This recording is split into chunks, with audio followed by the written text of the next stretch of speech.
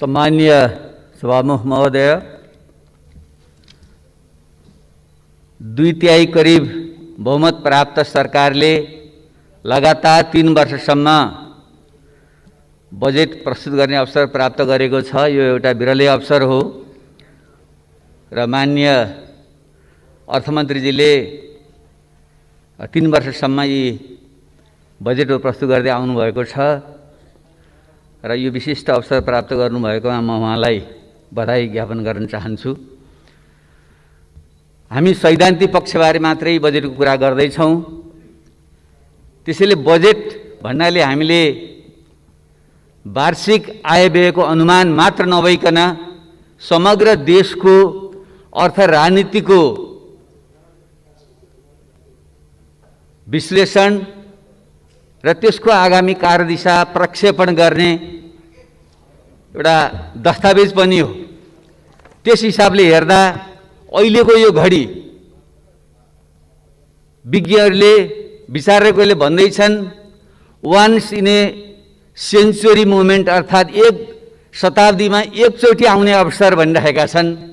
त्यो कोरोना महाव्याधिका कारणले एकातिर हो भने हाम्रो निम्ति थप र अत्यन्त अल्प विकसित तेस्रो विश्वको स्तरमा जसको प्रति व्यक्ति आम्दानी खाली $1000 जति मात्रै छ, जबकि विश्वको औसत आम्दानी $11,000 पुगिसक्यो। त्यहाँबाट हाम्रै जीवनकालमा हामीले पहिलो विश्वको स्तरमा पुग्नु छ। यी दुईटा ठुला चुनौती सामना गर्ने बजेट त्यो ढङ्गले आयो कि आएन, हामीले मूल्याङ्कन गर्ने सायद त्यो ढङ्गले नै हुनुपर्छ। समय कम छ, त्यसैले म सरसर्ती म के निवेदन गर्न चाहन्छु भने हामीले यो दुवै स्थितिको मूल्याङ्कन गरेर यो बजेटको हिसाब किताब गरौँ। त्यसो भयो भने हिसाब ठिक निस्कन्छ। नत्र सत्ता पक्षले जे आयो ठिकै छ भन्ने, प्रतिपक्षले सोलो डोला हाचिमले विरोध गर्ने गऱ्यौँ भने आत्मतुष्टि त मिल्ला, तर देशको जुन समस्या हो यसको समाधान गरेर हामीले निकास दिन सक्दैनौँ। त्यसैले यो विश्वको कोरोना महाव्याधिको जुन सङ्कट छ त्यसलाई हामी सबैले एकरूपतामा बुझौँ। विज्ञहरूले भनिरहेका छन् विश्वको जुन अर्थतन्त्र हो जीडीपीको हिसाबले करिब $85.8 ट्रिलियन को जुन विश्व अर्थतन्त्र छ त्यसको 10% खुम्चिएर $9 ट्रिलियन अर्थतन्त्र खुम्चिन्छ भन्ने प्रक्षेपण छ। अहिले विश्वभरमा 81% श्रमिकहरू आफ्नो श्रम पूर्ण अथवा आधा रूपमा गुमाइरहेका छन्। 1.5 अर्ब विद्यार्थीहरू विद्यालयबाट पठन पाठबाट वञ्चित छन्। एकापट्टि त्यस्तो छ भने नेपालको अवस्था तपाईँ हामी सबैलाई थाहा छ। एसियामै सबभन्दा बढी क्षति हाम्रो अर्थतन्त्र हुँदैछ भन्ने हालसालै प्रक्षेपण एडिबीले गरेको छ। 13.6% हाम्रो अर्थतन्त्र खुम्चिन्छ। त्यो भनेको यसै त लिखा जस्तो सानो हामी, त्यसको पनि बोसो काटेपछि के रहन्छ? करिब 37 खर्ब रुपियाँ बराबरको जीडीपीमा करिब 4.5 खर्ब सङ्कुचन हुन्छ भन्ने अनुमान छ। र हाम्रो अर्थमन्त्रीले 2.3% को वृद्धिको जुन प्रक्षेपण गर्नुभयो यो हाम्रो सीबीएसको प्रक्षेपण हो, तर आइएमएफले 1% भनेको छ र विश्व ब्याङ्कले 1.7% भनेको छ। त्यसैले आगामी दिन भयावह हुनेवाला छ। यसको बिचमा पनि अर्थमन्त्रीजीले समष्टिगत आर्थिक स्थायित्व अधिकांश सूचकहरू सकारात्मक छन् भन्नुभएको छ। अब यो कसरी भन्नुभयो र उहाँ मात्रै होइन, सायद हामी सबैको एउटा दृष्टिकोणको अभाव भइकन हाम्रो मिडियाको पनि मैले समाचारहरू सुन्छु, हेडलाइनमा संयमित बजेट भनेर आएको छ र हाम्रा धेरै अर्थशास्त्रीहरूले यो सन्तुलित बजेट कम महत्त्वाकाङ्क्षी भनिराख्नु भएको छ। तर मलाई यसरी सोचेर हामीले यो सङ्कटबाट पार पाउन सक्दैनौँ। त्यसैले हामीले आत्मसाक्षी राखेर भन्नुपर्छ यो बजेटले सामान्यतया गरेको छ, केही गरेन भन्न हुँदैन। म अर्थमन्त्रीको सम्मान गर्छु। हामी मध्ये भएका अहिलेका अर्थशास्त्रीहरूमध्ये सायद यो हाउसमा भएका विज्ञहरूमध्ये 1 नम्बर नै उहाँ हो। विज्ञताको हिसाबले, त्यसले उहाँको म सम्मान गर्छु। तर यो सङ्कट समाधान गर्ने यो घडीमा जुन आउनु पर्थ्यो त्यो ढङ्ग आएन, यो परम्परागत ढङ्गले नै यो आयो भन्ने मलाई लाग्छ। हामी ठुलो एउटा जेटको गतिमा उड्नु छ, तर कछुवाको गतिमा सुधारका साथ टालटुलका कुराहरू आएको छ, यो पर्याप्त छैन। त्यसैले यो किन यसरी निरन्तरको बजेट कहाँ कहाँ चुक्यो, म अलिकति सुझावमूलक ढङ्गले अगाडि बढ्न चाहन्छु। पहिलो कुरो त विचारको प्रष्टता हो। हाम्रो समाज कहाँ छ, यो अर्थतन्त्रको स्वरूप के हो भन्ने विषयमा प्रष्टता हुनु पर्यो। कुनै एउटा चाहिँ शब्द जालमा नपरिकन म के भन्न चाहन्छु भने अहिले विश्व नै जुन एउटा पुँजीवादी ग्लोबल क्यापिटलिस्ट सिस्टम पुँजीवादी प्रणालीमा बाँधिएको छ, त्यो भने नेपाल त्यसबाट अछुतो छैन। हामी यो प्रकारको किनारा पुँजीवाद पेरिफेरल क्यापिटलिजमको अवस्थामा छौँ। औपचारिक ढङ्गले विश्व अर्थतन्त्रसँग जोडिएको नेपालको राजनीति उपरि संरचनामा पनि एउटा लोकतान्त्रिक पुँजीवादी परिवर्तन आएको कारणले स्वतःमा पुँजीवाद रूपमा बाहिर त पुँजीवाद छ, तर त्यसको अन्तर्यमा आर्थिक सामाजिक शान्ति रूपान्तरण त्यो ढङ्गले भएको छैन। त्यसैले यो विकृत छ, परनिर्भर छ। यसलाई हामीले कसरी राष्ट्रिय औद्योगिक पुँजीवादमा परिणत गर्दै समाजवादको बिउ रोप्ने कसरी जाने भन्ने अहिलेको प्रश्न हो। त्यसले यसमा मैले पोहोर साल पनि सुझाव दिएको थिएँ। अर्थमन्त्रीजी सायद हामी सबै अलिकति अलमल्ली राखेका छौँ। एउटा मार्क्सवादी समाजवादी धार समात्नेहरूले राज्यलाई सबै थोक भनिराख्नु खोज्ने र अर्को नव उदारवादी धारले फेरि बजारै सबै थोकको राज्य घटाउनुपर्छ भन्ने यस्तो मुढाग्रहबाट हामी दुवै पक्ष मुक्त हुनु पर्यो।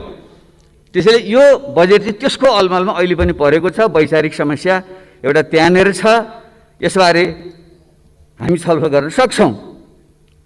अब के त हामीले कुन मोडेल लिने हो त भन्दाखेरि थुप्रै देशका हामीले आफ्नै विशेषतामा जाने हो।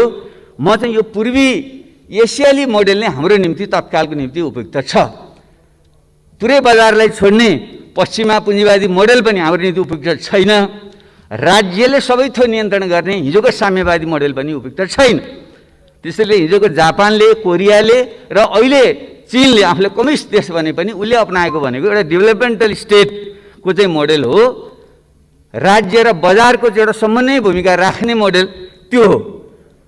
र त्यसले चाहिँ एउटा क्षेत्रगत हिसाबले जोड दिने कुरा पनि के भन्छ भने हामीले सबभन्दा पहिले कृषिकै आधुनिकीकरण वैज्ञानिकरण गर्नुपर्छ, त्यसको जगमा उद्योग धन्दाको विकास गर्नुपर्छ र त्यसको जगमा सेवा प्रविधि लगायतको चाहिँ विकास गर्नुपर्छ।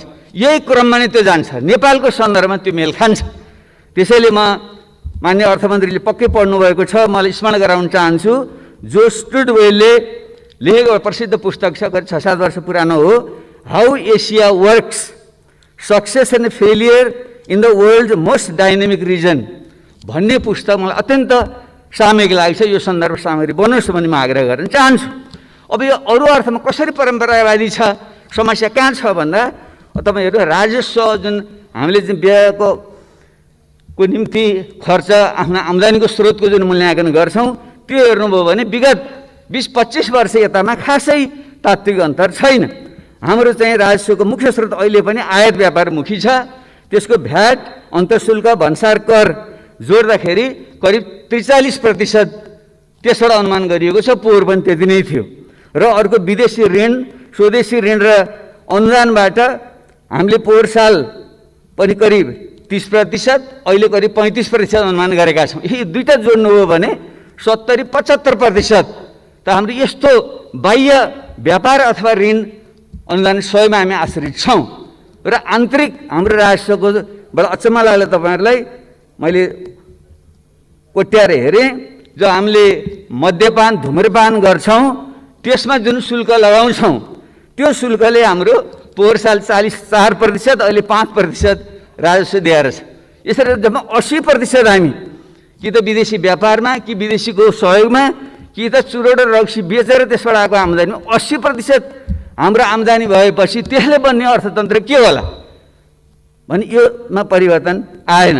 अब खर्चको स्थिति के छ भनेर हामीले हेऱ्यौँ भने त्यो पनि 20-25 वर्षदेखि यता करिब उस्तै आउँछ।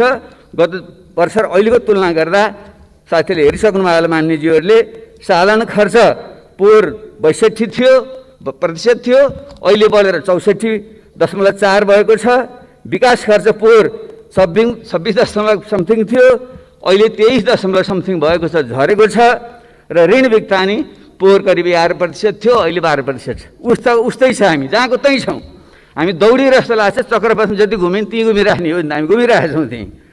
अब हामी वित्तीय संहितामा गइसक्यौँ, हामीले तल बलियो पार्नुपर्ने अहिले पनि के छ, अहिले पनि माथि नै छ हाम्रो वित्तीय। हेर्नुभयो भने यो 3 वर्षको अर्थमन्त्री जुन पेश गर्नुभएको छ, पहिलो वर्ष सङ्घमा 77 प्रदेश 77%, दोस्रो वर्ष 80% र अहिले 75% सङ्घमा राख्नुभएको छ। प्रदेशमा पहिलो वर्ष 23%, दोस्रो वर्ष 20% र अहिले अलिकति बढेर त्यो 25% भएको छ। भनेपछि सारमा अहिले पनि त 75%भन्दा बढी केन्द्रमा राखेर कसरी हुन्छ? कमसेकम त्यसलाई हामीले 20%, 50% केन्द्रमा राखौँ, सङ्घमा राखौँ, 20% प्रदेशमा पठाइदिउँ, 30% स्थानीय तह पठाउँ। त्यसो भए पो तल बलियो होला भन्ने मलाई लाग्छ। र जुन अरू विवरणहरू छन्, मन्त्रालयहरूका पुरानै थुप्रै कार्यक्रमहरू दोहोरिएर आएका छन्, त्यसैले यो पुरानकै निरन्तरता हो। अब गत वर्षको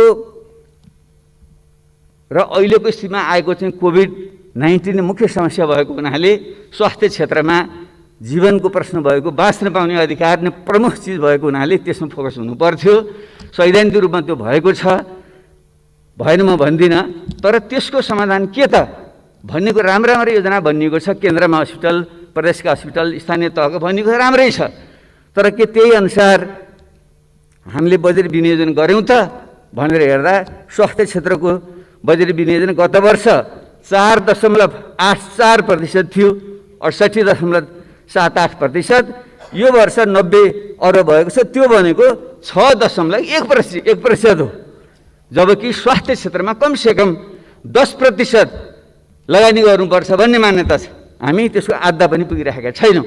भने यसले कसरी समस्या समाधान गर्ला सोच्न सक्नुपर्छ। र यसमा लाग्छ अरू कुराको अतिरिक्त हामीले आँट गरेर भन्नै पर्छ, हामी कुनै वैचारिक पिँजडा नबसिकन स्वास्थ्य भनेको सामाजिक दायित्वको क्षेत्र हो, राज्यको दायित्वको क्षेत्र हो। त्यसैले यसको दायित्व राज्यले लिनुपर्छ र निजी स्वास्थ्य जस्तो क्षेत्रमा व्यापार गरिनु हुँदैन। कसैले ठुला अस्पताल खोल्छन् खोलुन्, तर त्यो व्यापारिक ढङ्गले हुनु हुँदैन।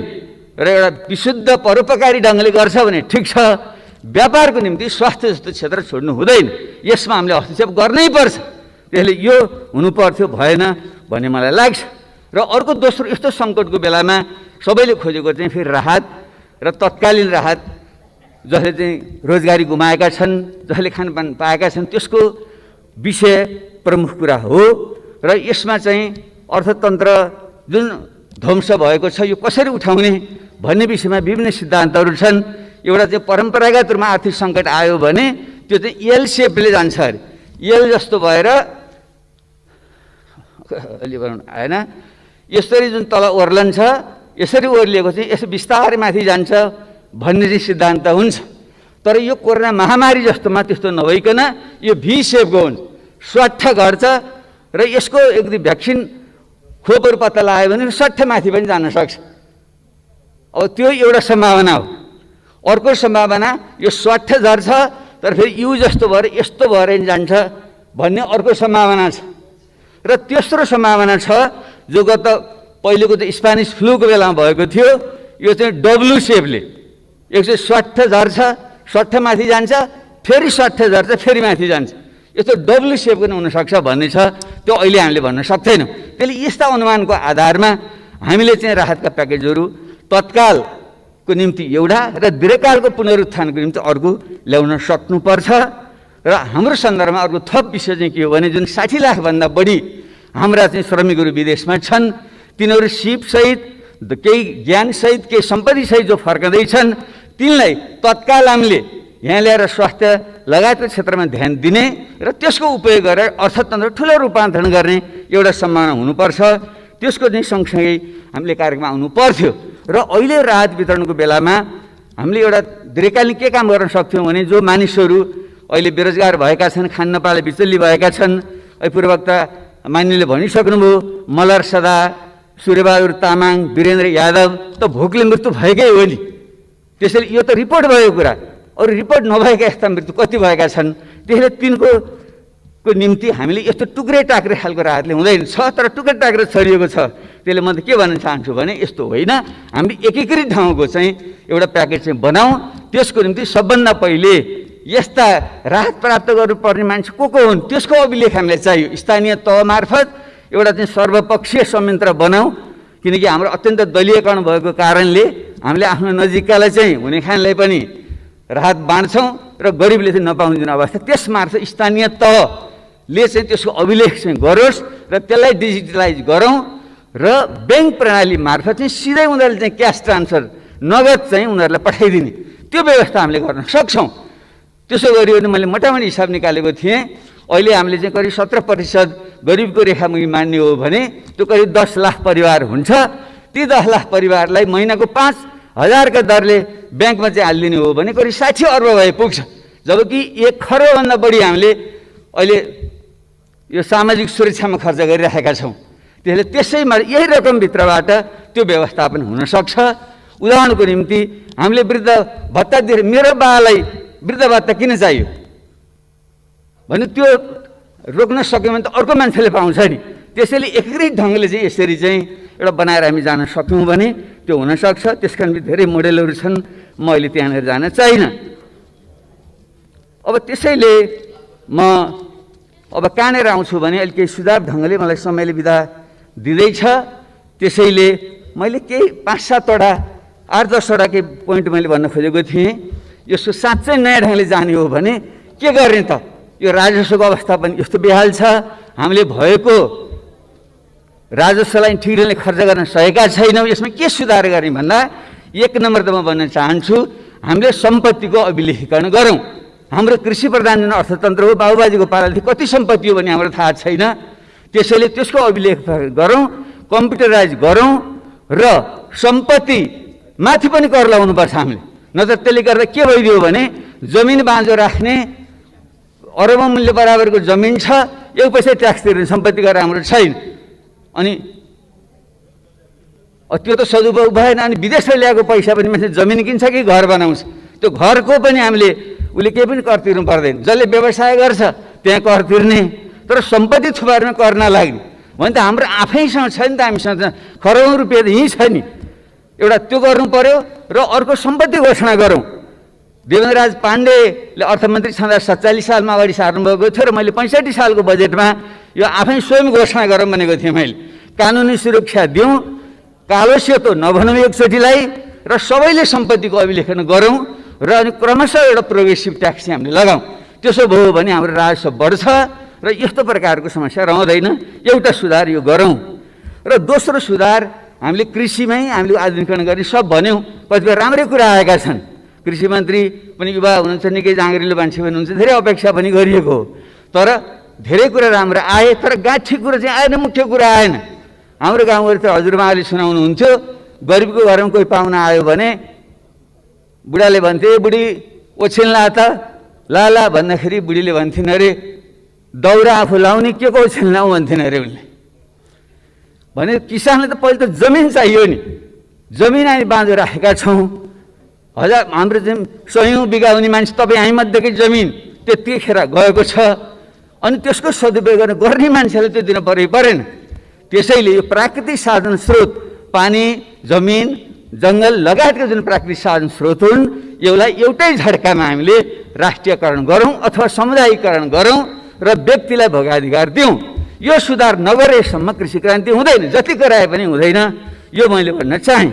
तेस्रो कुरा, शिक्षा र स्वास्थ्य राज्यले नै दायित्व लिनुपर्छ र त्यसमा सुधार गर्नुपर्छ। गुणस्तरीय शिक्षा नदिएसम्म हाम्रो कम्पेटिभ एडभान्टेज, तुलनात्मक लाभको क्षेत्र भनेको जनशक्ति नै हो, जसको चाहिँ मेडियन आयु 23 वर्ष नेपालीहरूको भने यो युवा 10-20 वर्ष मात्रै, 10-15 वर्ष मात्रै यो एडभान्टेज हामीसँग रहन्छ। त्यसैले त्यसलाई गुणस्तरीय प्राविधिक शिक्षा दिउँ र तिनीहरूलाई पुँजीको व्यवस्था गरिदिउँ, बजारको व्यवस्था गरिदिउँ र अनि तिनीहरूलाई लगाउँ। त्यही शिक्षा र स्वास्थ्यको दायित्व पूर्ण रूपले राज्यले लियोस्। र अहिले जुन सुधारको कुरा गरिएको छ, यो निजी विद्यालयलाई सार्वजनिक विद्यालय हेरेर विचार गरेर यस्तो आवादारी कुरा गरेर हुन्छ, यस्तो लाजमर्दो कुरा गरेर हुन्छ, हामीले हुँदैन। हामी सबैले भन्नुपर्छ। जो शिक्षा संस्था चलाउने साथीहरू पनि यहाँ हुनुहुन्छ, मेरो आग्रह छ मुनाफाको निम्ति नचलाउनुहोस्, शिक्षा र स्वास्थ्यमा मुनाफाको निम्ति लगानी नगर्नुहोस्, कृषिमा गर्नुहोस्, पर्यटन गर्नुहोस्, उद्योगमा गर्नुहोस्, सेवामा गर्नुहोस्। त्यहाँ जति सुविधा चाहिन्छ राज्यले दिन्छ, तर शिक्षा र स्वास्थ्य चाहिँ विशुद्ध सेवाको क्षेत्र हो, परोपकारको क्षेत्र हो। त्यो ढङ्गले तपाईँ लैजानुहोस्, राज्यले यसमा ध्यान दियोस्। चौथो कुरा, रोजगारी सृजना टक्कन टुक्कन गरेर आएको छ। 7 लाख 15 लाख कति भनिएको छ, मलाई लाग्दैन यतिले मात्रै होला भनेर। तर हामीलाई जुन विगतका रोजगार योजनाहरू छन्, मेरै पालामा सुरु भएको युवा स्वरोजगार योजना, पछि आएको प्रधानमन्त्री स्वरोजगार कार्यक्रम, यसलाई एकीकृत गरेर एउटा नयाँ ढङ्गको योजना हामीले त्यहाँ बनाऊँ र विदेशबाट फर्किएका जुन युवाहरू छन् तिनीहरूलाई चाहिँ यो हाम्रो चाहिँ तालिम दिने पनि एकीकृत ढङ्गको चाहिँ संस्था बनाऊँ, त्यस मार्फत तालिम दिउँ। ब्याङ्कमा हाम्रो त्यत्रो 33-34 खर्ब रुपियाँ छ, त्यसमा सुधार गरेर तिनीहरूलाई बिउ पुँजी दिउँ र तिनीहरूको चाहिँ उत्पादनको चाहिँ बजारको निम्ति हामीले व्यवस्था गरिदिउँ। त्यसको निम्ति सुरक्षा दिनैपर्छ। केही सानसानो कुरा यहाँ आएको छ, त्योभन्दा पनि के भन्न चाहन्छु भने भारतसँगको जुन व्यापार सन्धि छ त्यसमा जुन पारस्परिकताको कुरा गरिएको छ, हामीले उहाँहरूसँग कुरा गरेर हाम्रो जस्तो कमजोर देशले पारस्परिक रूपमा प्रतिस्पर्धा गर्न सक्दैन, गएर पारस्परिकताको आधारमा हामीलाई सुविधा दिनुपर्छ भन्ने कुरा राखौँ र अन्य पनि WTO ले दिएका जुन सुविधा छन् त्यसो हुन सक्यो भने हाम्रो बजारको सुरक्षा हुन्छ र युवाहरू चाहिँ एउटा स्वरोजगारीमा लाग्छन्। त्यो बाटो हो, नत्र जागिर खाने तरिकाले हुँदैन। तपाईँ हामी राजनीति गरेर कमाउन खोज्ने कर्मचारी, यताको तलब पनि खाने, बाहिर NGO मा काम पनि गर्ने, डिबी पनि भर्ने, डाक्टर इन्जिनियरहरू सरकारी जागिर पनि खाने, बाहिर चाहिँ उनीहरूको चाहिँ कन्सल्टेन्सी पनि चलाउने, शिक्षक सरकारी स्कुलको तलब खाने, प्राइभेटमा गएर पढाउने, यस्तो भएपछि देश बन्छ। त्यसैले यसमा चाहिँ हामीले छनौट गरेर यही ठाउँमा छान्नुहोस्, तपाईँ सरकारी सेवा गर्ने हो कि तपाईँ हामीले राजनीति गर्ने हो, व्यापार गर्ने हो, यसरी सुरु गरौँ र हामी राजनीतिबाट नै एउटा बाटो हामीले देखाउँ। यसो हुन सक्यो भने देशमा रोजगारी सृजना हुन्छ, औद्योगिकरण आउँछ, त्यसले साना र मध्यम व्यवसायहरू फस्टाउँछन् अनि उद्योग धन्दाहरू विदेशी लगानी पनि नल्याइकन हुँदैन।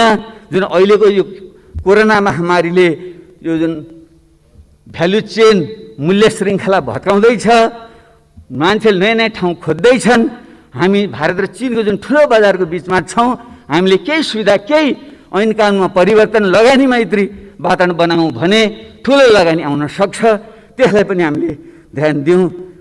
म यो 5औं कुरा मैले भन्न चाहेँ। र 6औं कुरा, यो आधारभूत केही ठुला पूर्वाधार पनि हाम्रो अत्यन्तै भद्रगोल ढङ्गको भयो। त्यसले अहिले यही वर्ष सबै गर्न नसकिएला, तर केही पूर्वाधार निजी क्षेत्रले माग गर्ने भनेको पूर्वाधारमा लगानी गरेर भन्ने हो। तर यो बढी भयो बजेट भन्न हुँदैन, बजेट कम हो। यो ठिक छ, यसलाई कसरी बढाउनु सोचौँ, म सुझाव दिँदैछु मैले। तर पूर्वाधार, बाटो, बिजुली, पानी लगायतका चाहिँ सञ्चार लगायतको पूर्वाधार नभइकन यो देशभित्रको निजी क्षेत्र नि फस्टाउँदैन, बाहिरको पनि आउँदैन। त्यसैले यसको एउटा मास्टर प्लानै हामीले बनाऊँ र केन्द्रले एउटा गाइडलाइन दियोस् र प्रदेश र स्थानीय तहले आफ्नो विशेषतामा त्यहाँका भौतिक पूर्वाधारहरू विकास गरौँ। त्यसो भने हुन्छ।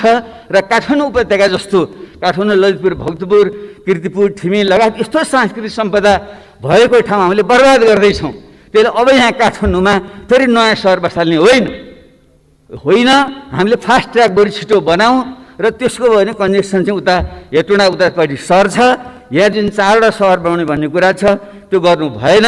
यो खोकना बुङमतीका केही साथीहरूले आएर अस्ति मलाई एउटा चाहिँ जानकारी दिएर जानुभयो र त्यहाँ चाहिँ फास्ट ट्र्याक पनि त्यहीँबाट सुरु हुने, बागमती करिडोर त्यहीँबाट सुरु हुने, बाह्य चक्रपथ त्यहीँबाट सुरु हुने, 132 केबी लाइन त्यहीँबाट जाने, स्मार्ट सिटी त्यहीँ बनाउने भएपछि बुङमती जस्तो चाहिँ एउटा ऐतिहासिक ठाउँ त्यहाँ के हुन्छ। त्यसैले यसलाई चाहिँ हामीले यो विकास र संरक्षणको चाहिँ एउटा सन्तुलन मिलाउँ। काठमाडौँमा अब बढी सहर बसाल्ने काम हामीले चाहिँ नगरौँ। यो ढङ्गले चाहिँ हामी जाउँ, पूर्वाधारमा यसरी ध्यान पुगोस् भन्ने म आग्रह गर्न चाहन्छु। र त्यसपछि अर्को एकीकृत सामाजिक सुरक्षा प्रणालीको कुरा हो, मैले भनिसकेँ। यो नोबेल पुरस्कार विजेता दम्पति जो बनर्जी र डुफ्लोले एउटा मोडेल तयार गर्नुभएको छ। उहाँले UBI भन्नुहुन्छ, युनिभर्सल अल्ट्रा बेसिक इन्कम। एउटा युनिभर्सल बेसिक इन्कम सबैले आधारभूत आम्दानी दिने भने त विकसित देश फिनल्यान्ड लगायतमा आएको छ। तर हाम्रो जस्तो देशमा त्यसलाई सुधार गरेर जो न्यूनतम जीविकाको निम्ति आवश्यक हुन्छ त्यसको हिसाब गरेर त्यो चाहिँ हामी सबैलाई ब्याङ्क च्यानलमा दिने व्यवस्था चाहिँ हामीले गरौँ। त्यसो नगरेसम्म यो टुक्रा टाक्री बाँडेर हुँदैन, पाउनु पर्ने पाइरहेको छैन। खास गरी दलित, महिला, जनजाति, मुस्लिम अरू जति जुन गरिबीको रेखामुनि जुन बढी छन्, श्रमिकहरू, साना किसानहरू, तिनले त्यो पाउन सक्दैनन्। र मुख्य रूपमा हामीले चाहिँ यो चाहिँ यसको सुधारहरू गर्दा एउटा सुधार हामीले गर्नुपर्ने क्षेत्र भनेको यो हाम्रो जुन जातपात प्रथा छ, पछि दलित भनेर हेप्ने वर्गीकरण गर्ने जुन वर्णाश्रम प्रस्ताव छ, त्यो भएसम्म सामाजिक न्याय पनि हुँदैन। र वर्णाश्रम व्यवस्थालाई हामीले नफेरेसम्म हाम्रो चाहिँ श्रम गर्ने संस्कार पनि आउँदैन। अलिकति पढे लेखा बाहुन भने नि हामी जस्ता मान्छे श्रम गर्न हुन्न भनेर हामी बस्ने, उपदेश दिएर हामी बस्ने। क्षेत्रीयहरू कुनै बेला लडाइँ लड्थ्यो होला, राज्य विस्तारमा अहिले त्यो काम छैन, उनीहरू पनि लडाइँ भन्ने अर्कोले गरेर खाएर बस्ने। अब जुन वैश्यहरू भनेको बन्द व्यापार त थोरै मान्छेले गर्छ, हिजो थोरै थियो पो बन्द व्यापार गर्छ, सबैले बन्द व्यापार गरे पनि पुग्दैन, त्यो वैश्य भनेर पनि पुग्दैन। अनि जो गरियो श्रम गरियो सिप भएको हो त्यसलाई चाहिँ दलित भनेर अनि हेपेपछि अनि विकास हुन्छ। त्यसले मेरो त एउटा प्रस्ताव छ। दलित शब्द प्रयोग अरू के गरौँ भन्नुहुन्थ्यो साथीहरूले, विवाद भयो। मेरो त एउटा प्रस्ताव यो छलफलको निम्ति तपाईँ हामी सबैले दलित नाम राखिदिउँ न। बाबुराम भट्टराई कामी भन्ने किन नहुने? काम गर्ने मान्छे कामी भन्ने किन गर्व नगर्ने? एउटा विश्वकर्मा लेखौँ, कामी लेखौँ, हामी सबैले थर बदलिउँ त। त्यसो भए बरु बराबर भइन्छ। नत्र दलित माथिको जुन भर्खरै रुकुममा भयो, यो त परिकल्पना गर्न पनि सकिँदैन। त्यत्रो क्रान्तिको आधार इलाकामा त्यत्रो प्रतिक्रान्तिहरू हरकत हुन्छ भने देश कहाँ गइरहेछ? त्यसैले यस्ता विषयलाई हामीले ध्यान नदिएकनसम्म सामाजिक सुरक्षा, सामाजिक न्याय हुँदैन। र अर्को प्रशासनिक सुधारको जान्ने कुरा छ, धेरै साथीले भनिसक्नुभयो, सायद समयले मलाई बिदा दिइसक्यो। त्यसैले त्यो सुधार हामीले गर्नैपर्छ। र म भन्छु अहिलेको यो कर्मचारी तन्त्र, यो सोपान क्रममा आधारित कर्मचारी यन्त्र रहेछ हुँदैन। एउटै झट्का हामीले किन भत्काउन सक्दैनौँ? र कर्मचारी साथीहरूले पनि आग्रह छ, तपाईँहरू यत्रो पढे लेखेका मान्छे, ज्ञानी मान्छेहरू हुनुहुन्छ, देश विदेश घुमेर आउनुभएको छ, मान्छे यो कर्मचारी यति ठुलो तन्त्र किन पाल्नु पर्यो? हामीले 50,000 केन्द्रमा कर्मचारी किन चाहियो? उहाँ तल मान्छे पुगिरहेको छैन, जाँदैन, अनै बाहना गरेर जाँदैन। त्यसैले यो कर्मचारी यन्त्रलाई भत्काइदिउँ र यसको पुनर्संरचना गरौँ र यसको चाहिँ सङ्ख्या घटाउँ। त्यसरी नै हाम्रो सुरक्षा क्षेत्रलाई पनि हामीले गुणस्तर बढाउँ, हाम्रो सेना, प्रहरी र हाम्रो सशस्त्र प्रहरीको, तर सङ्ख्या घटाउँ। त्यसो गरेर सुधार गर्न सकिन्छ। र सार्वजनिक खर्च पुनर्लाभन आएको जुन प्रतिवेदन छ त्यसलाई चाहिँ हामीले कार्यान्वयन गरौँ। त्यसो हुन सक्यो भने हामीले जुन खर्च गर्न नसक्ने भन्ने हाम्रो क्षमता छ त्यो वृद्धि हुन्छ। त्यतापट्टि हामीले ध्यान दिउँ। र सँगसँगै यो बजेटमा यो केही दुईवटा कुरा कमजोरी भएकै छ। यो सांसद विकास कोषले साह्रै लज्जित बनायो। यो 6 करोड फेरि अहिले त सायद 4 करोड कतिमा किन चाहियो? यो मैले त पहिले पनि सार्वजनिक भने, तपाईँ हामी सबैले एकमतले भनौँ हामीलाई समानुपाती विकास चाहिन्छ। यो 165 जुन निर्वाचन क्षेत्र छन् तिनको समानुपाती विकास गर्नको निम्ति कति सकिन्छ? 1 अर्ब अथवा कमसेकम 50 करोड सकिन्छ, पक्कै सकिन्छ। किन म पनि अर्थमन्त्री भएर चलाएको मान्छे, त्यो भनेको त करिब 1.5 खरब जति रुपियाँ हो, किन सक्दैन? त्यसले त्यसबारे 1-2 महिना पहिले नै, बजेटभन्दा 1-2 महिना पहिले सम्बन्धित क्षेत्रका सबै सांसदहरू, प्रत्यक्ष र समानुपाती सांसदहरू, उहाँले जनता स्थानीय तहसम्म, स्थानीयमा पनि सल्लाह गरेर त्यहाँ पूर्वाधार केन्द्रित शिक्षा, स्वास्थ्य र भौतिक पूर्वाधार केन्द्रित चाहिँ प्रोग्रामहरू बनाएर दिउँ र बजेटमै जान्छ, सरकारी संयन्त्रमात्र कार्यान्वयन हुन्छ भने हामीले छुट्टै यस्तो चाहिँ लिनु हुँदैन। त्यसैले यसमा एउटा सहमति बनाऊँ, त्यो माग गरौँ, समानुपाती हुनुपर्छ। नत्र केही ठाउँमा चाहिँ अर्बौँ रुपियाँ खर्च हुने, कुनै क्षेत्रमा चाहिँ रातो किताबमै नपर्ने। पोहोर सालमा हेर्दाखेरि 20-25वटा निर्वाचन क्षेत्रमा एउटा योजना पनि रातो किताबमा परेर त्यस्तो हुनु हुँदैन र यसलाई सुझाउनै पर्छ। अर्को किताबको कर, ज्ञानमाथि कर लाउनु हुँदैन। मान्य अर्थमन्त्रीज्यू, तपाईँ पनि बडो एउटा विद्वान व्यक्ति त हुनुहुन्छ, यो चाहिँ मिलेन, जति जे तर्क गर्दा नि मिल्दैन। किताबमाथिको त कर खारेज गर्नै पर्छ। हामी यतापट्टि तपाईँको ध्यान पुगोस्। र विद्युतले चल्ने गाडी पूर्वकता मान्यले भनिसक्नुभयो, यो पनि उल्टो दिशाको यात्रा भयो। हामीले जब हामीले विद्युत उत्पादन गर्दैछौँ, खपत भइरहेको छैन भनिरहेका छौँ भने त्यसको प्रबन्धन हामीले गर्नैपर्छ र आर्थिक हिसाबले पनि, नत्र भने हामीले त्यत्रो इन्धनमा खर्च गर्नु परेको छ, त्यो बचत हुन्छ र पर्यावरणीय हिसाबले पनि दिगो विकास हुन्छ। यसलाई हामीले चाहिँ सच्याउँ, म यो आग्रह गर्न चाहेँ। र अब म अन्त्यमा यो संहिताको विषय जो अत्यन्त मार्मिक ढङ्गले पूर्ववक्ता मान्यले राख्नुभयो, यसमा हामीले गम्भीरतापूर्वक लिनै पर्छ। हामी संहिता त्यत्तिकै गएको होइन, जनताको रगत पसिनाबाट संहिता आएको हो र देशको आवश्यकताले ल्याएको। यो देशको जुन जातीय क्षेत्रीय विविधता छ त्यसलाई सम्बोधन गर्न, जुन असमान विकास छ त्यसलाई सम्बोधन गर्न आएको हो। त्यसैले यसलाई गम्भीर ढङ्गले कार्यान्वयन गरौँ। यसका अपूर्णताहरू छन्, त्यो अपूर्णताहरूलाई संविधान संशोधन गरेर हामीले चाहिँ पुरा गरौँ। र सँगसँगै म एउटा कुरा फेरि पनि मैले पटक भनेको छु, स्वास्थ्य उसमा परेको छ नि त बजेटमा, तर पूर्णता भएन। हामीले यस्तो गर्नु भएन। शान्ति सम्झौता भएको 14 वर्ष भइसक्यो, अहिलेसम्म पनि त्यो फेरि गरिने छ। प्रत्येक वर्ष आउने जस्तो त्यो नबनाऊ। हामीले त्यो टिआरसी र बेपत्ता सम्बन्धी आयोगको काम टुङ्गो लगाएर तिनीहरूको पनि समस्या हामीले चाहिँ हल गरौँ। र अन्त्यमा म हाम्रो परराष्ट्र मन्त्रीजीलाई मैले देखिरहेको छैन। हाम्रो देशको साँच्चै नै विकास गर्ने हो भने अब हामीले भारत र चीन बीचको जुन हाम्रो अवस्थिति छ, चीनको पहिलो अर्थतन्त्र हुँदैछ, भारत तेस्रो अर्थतन्त्र हुँदै, यसको बीचमा रहेर हाम्रो भूराजनीतिलाई सन्तुलन गर्न नसकेसम्म हुँदैन। एकापट्टि हाम्रो भौगोलिक अखण्डता, सार्वभौमसत्ता, स्वाधीनताको रक्षा गर्नु छ। यो भूखण्डकै सबभन्दा पुरानो राज्य हुनाले त्यसमा हाम्रो गर्व छ, नेपालीत्वमाथि हामी सबै गर्व छ। तर यसलाई चाहिँ हामीले साँच्चै रक्षा गर्ने हो भने एउटा त यो भूराजनीतिको सन्तुलन मिलाउने स्पष्ट नीति हामीले एउटा बनाऊँ। र यसको निम्ति म फेरि पनि एउटा उदाहरण, एउटा रेफरेन्स मैले दिन चाहन्छु। आजै मैले पढ्ने यो ज्यारेड डायमन्डको किताब अपहिबल भन्ने उनले लेखेका छन्।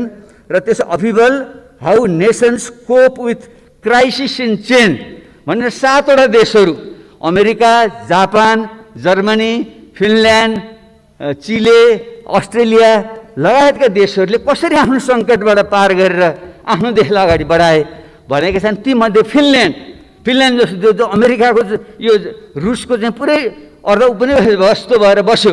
दोस्रो विश्वयुद्धमा को ताका त्यति बेला स्टालिनले झन्डै त्यसलाई खाइसकेका थिए। त्यति बेला जुन बुद्धि पुर्याएर तिनीहरूले स्टालिनसँग पनि एउटा राम्रो सम्बन्ध राखेर, पश्चिमाहरूसँग राम्रो सम्बन्ध राखेर जसरी आफ्नो स्वाधीनताको रक्षा गरे, त्यो मोडेल हाम्रो अत्यन्त काम लाग्ने मैले देखिरहेको छु।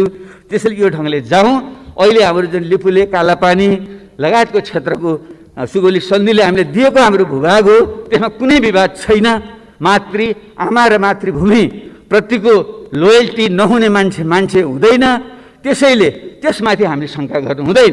हाम्रा एउटै आमाका सन्तान मध्ये कोहीले आमालाई बढी माया गर्छ, म चाहिँ बढी गर्छु, भाइ बहिनीले गर्दैनन् भन्न मैले ठाने भने बुझ्नुपर्छ मेरो नियत खराब छ।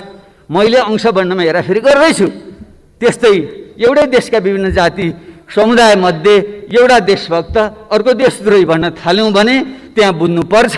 त्यहाँ पनि राष्ट्रिय भागबन्डाको कुरा, उसको अधिकारको भागबन्डा, पहिचानको भागबन्डाको कुरामा झेल हुँदैछ भनेर हामीले बुझ्नुपर्छ। हामी सबै देशभक्त हौँ। त्यसैले यस्तो विषयमा हामीले साझा सहमति बनाएर जुन नक्सा जारी भएको छ त्यो पहिले हुनु पर्थ्यो, ढिलै भए पनि भयो। अब त्यसको बारे हामीले हाम्रो चाहिँ जो संविधान संशोधन गरेर यसलाई वैधानिकता दिँदैछौँ, त्यसलाई हामी सबैले सर्वसम्मतिले पारित गर्ने वातावरण बनाऊँ। त्यसको निम्ति सबैको विश्वास लिउँ। खास गरी हाम्रो सीमा रक्षा गरेर बस्ने हाम्रा मधेसी थारू, दक्षिणका पूर्वका हाम्रा राई लिम्बूहरू, पश्चिमका खस, उत्तरका हाम्रा भोटे लामाहरू, उहाँहरू सबैलाई सम्मान दिएर उहाँको समेत सहभागितामा यो संविधान संशोधन गरेर पूर्णता दिउँ। त्यसो भने दिगो शान्ति हुन्छ। यिनै शब्दका साथ म यहाँहरूलाई आग्रह गर्न चाहन्छु, अब यो कमिलाको अथवा कछुवाको गतिले हुँदैन। हामीले एउटा तीव्र टेकअफ गर्नु छ। तपाईँ हामीले सबैले थाहा छ, हवाईजहाज उड्दाखेरि जब सुरुमा गुण छ 240 देखि 285 किलोमिटर प्रति घन्टाको वेगमा कुदेपछि मात्रै त्यहाँ टेकअफ हुन्छ, उडान भर्छ। त्यसले हाम्रो अर्थतन्त्रलाई पनि त्यसै नै उडान भर्ने हो भने हामीले साहस गर्नै पर्छ। हाम्रो शास्त्रमा पनि भनिएको छ, प्रारब्धते नखलु विघ्न भएन निचै, प्रारब्ध विघ्न विहता विरमन्ति मध्य, विघ्नै पुनः पुनरपि प्रतिहन्यमाना, प्रारब्ध उत्तम जना न परित्यजन्ति। अर्थात् जो सामान्य मान्छे हो ऊ चाहिँ विघ्न बाधाको डरले कामै सुरु गर्दैन। जो मध्यम खालको मान्छे हो ऊ चाहिँ अलिकति काम सुरु गर्छ, विघ्न बाधा आएपछि छोडिदिन्छ। तर जो उत्तम मान्छे हो जतिसुकै विघ्न बाधा आउँदा पनि त्यसलाई पूर्णतामा पुर्याएर छोड्छ। त्यसैले आज हामीलाई त्यस्तो साथ, त्यस्तो सोच चाहिएको छ। र सत्य सोही कुरा गर्दा आक्षेप आउँछ, गालीगलोज हुन्छ, तर त्यसबाट डराउनु हुँदैन। प्लेटोले भनेका थिए, no one is more hated than you who speak the truth. त्यो मान्छे जति गालीगलोजहरू कसैले पनि खाँदैन जसले सत्य वचन बोल्छ। सत्य बोल्ने, सत्य काम गर्ने हिम्मत गरौँ, देश बन्छ। धन्यवाद।